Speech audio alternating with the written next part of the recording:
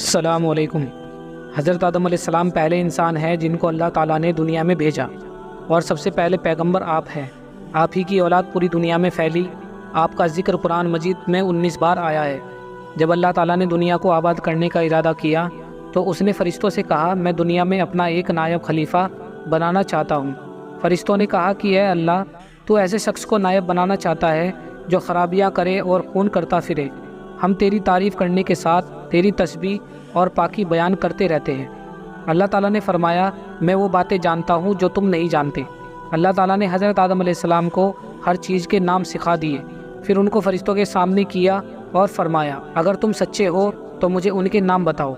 فرشتوں نے کہا، تو پاک ہے، جتنا علم تو نے ہمیں بخشا ہے اس کے سوا ہم کچھ نہیں جانتے۔ پھر اللہ تعالیٰ نے فرشتوں کو حکم دیا کہ تم آدم کو سجدہ کرو، اور وہ سب سجدے میں گر پڑے، مگر شیطان نے سجدہ نہیں کیا۔ اس کا ذکر پچھلی ویڈیو میں بھی کیا جا چکا ہے۔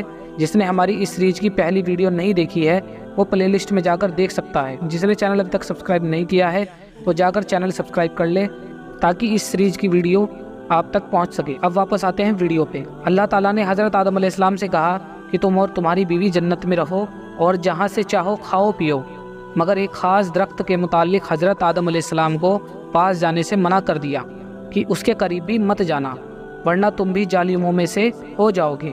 اس طرح اللہ تعالیٰ نے حضرت آدم علیہ السلام کا امتحان لیا کہ اور کہا کہ دیکھو یہ ہمارا کہاں مانتے ہیں یا بھول جاتے ہیں اور شیطان کے بہکاوے میں آ جاتے ہیں۔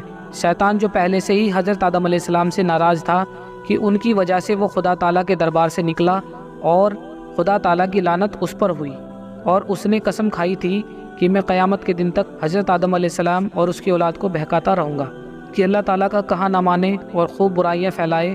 وہ حضرت آدم علیہ السلام اور ان کی بیوی حضرت حوا علیہ السلام کو برابر بہکاتا رہا، تم اس درخت کا پھل ضرور کھاؤ، اس کے کھانے سے تم فرشتے بن جاؤ گے اور تم کبھی جنت سے نہیں نکلو گے۔ ایک دن حضرت آدم علیہ السلام اور ان کی بیوی حضرت حوا علیہ السلام بھول سے شیطان کے بہکاوے میں آ گئے اور درخت کا پھل کھا لیا۔ پھل کھاتے ہی دونوں ننگے ہو گئے اور جنت کا لباس ان کے بدن سے غائب ہو گیا، اور وہ جنت کے پتوں سے اپنے بدن کو چھپانے لگے۔ اللہ تعالیٰ نے حضرت آدم علیہ السلام سے کہا کہ ہم نے کہہ دیا تھا کہ اس درخت کے پاس بھی نہ جانا اور شیطان کے کہنے میں نہ آنا، وہ تمہارا دشمن ہے اور تم اس کے کہنے میں آ گئے۔ اب تم اور حوا جنت سے چلے جاؤ اور دنیا میں جا کے رہو۔ حضرت آدم علیہ السلام کو جنت سے نکلنے اور شیطان کے بہکاوے میں آنے کا بہت رنج ہوا، اور بہت عرصے تک اللہ تعالیٰ سے معافی مانگتے رہے اور روتے رہے کہ اللہ تعالیٰ مجھے معاف کر دے۔ آخر اللہ تعالیٰ کو رحم آیا اور حضرت آدم علیہ السلام کو یہ دعا سکھائی کہ اے ہمارے رب، ہم نے اپنے اوپر ظلم کیا اور تو ہم پر رحم نہیں کرے گا تو ہم بڑا نقصان اٹھانے والوں میں سے ہو جائیں گے۔ تو حضرت آدم علیہ السلام نے یہ دعا گڑ گڑا کر مانگی، اور اللہ تعالیٰ تو بہت رحم کرنے والا ہے۔ جب کوئی بندہ گناہ کر لیتا ہے اور سچے دل سے توبہ کر لیتا ہے کہ اے اللہ، یہ گناہ تو مجھ سے غلطی سے ہو گیا، آئندہ ایسا نہ کروں گا، تو وہ معاف کر دیتا ہے۔ چنانچہ حضرت آدم علیہ السلام کو بھی اللہ تعالیٰ نے معاف کر دیا، اور پھر کہا کہ تم اور تمہاری اولاد دنیا میں رہو، اور یہ بات یاد رکھو کہ جب میری طرف سے کوئی نبی صلی اللہ علیہ وسلم میری ہدایت لے کر تمہارے پاس آئے تو تم اس کا کہنا ماننا۔ جو میرے بھیجے ہوئے نبیوں کا کہنا مانے گا کو پھر نہ کوئی خوف ہوگا اور نہ غم ہوگا، اور جو لوگ میرے نبیوں کی بات کو نہیں مانیں گے اور ہماری آیتوں کو جھٹلائیں گے وہ دوزخ میں جائیں گے اور وہ ہمیشہ اسی میں رہیں گے۔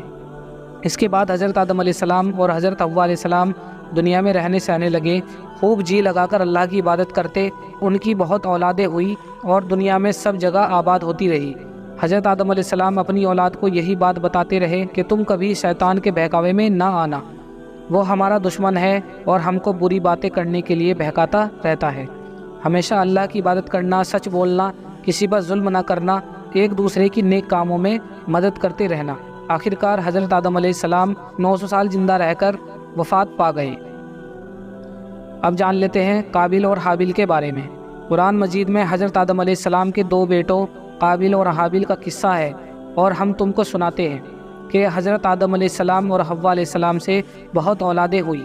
انہی میں 2 بچے قابل اور حابل تھے۔ قابل بڑا لڑکا تھا لیکن ماں باپ کا کہنا نہیں مانتا تھا۔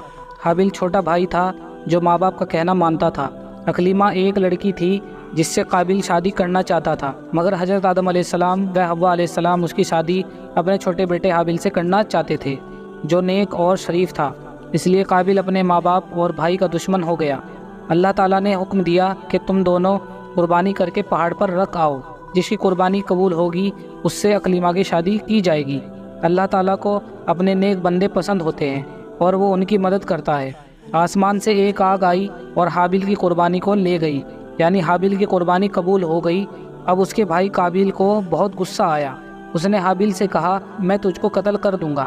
حابیل نے کہا، اللہ نیک بندوں کی قربانی قبول کرتا ہے، اگر تم مجھ سے لڑو گے تو میں تم پر ہاتھ نہیں اٹھاؤں گا۔ آخر ایک دن قابیل نے حابیل کو قتل کر دیا۔ دنیا میں یہ پہلا قتل تھا جو قابیل نے اپنے بھائی حابیل کا کیا۔ قتل کرنے کے بعد قابیل کو فکر ہوئی کہ حابیل کی لاش کا کیا کرے، کس طرح چھپائے۔ اس نے دیکھا ایک کوا چونچ سے زمین کھود کر ایک دوسرے مرے ہوئے کوے کو دفن کر رہا ہے۔ تب اس نے بھی اپنے بھائی حابیل کو زمین کھود کر دفن کر دیا اور خود جا کر آگ کی پوجا کرنے لگا۔ حضرت آدم علیہ السلام و حوا علیہ السلام کو بہت رنج ہوا۔ قابیل و حابیل دونوں بھائیوں کے جھگڑے سے ہم کو سبق لینا چاہیے۔ ہمارا حقیقی بھائی یا مسلمان بھائی اگر ہم پر زیادتی کرے تو بہتر یہ ہے کہ ہم صبر کریں اور اپنے بھائی پر ہاتھ نہ اٹھائے۔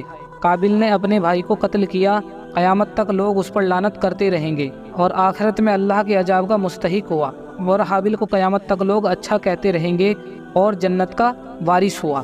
آج کی ویڈیو میں بس اتنا ہی، ملتے ہیں اگلی ویڈیو میں حضرت نوح علیہ السلام کے واقعے کے ساتھ۔ اللہ حافظ۔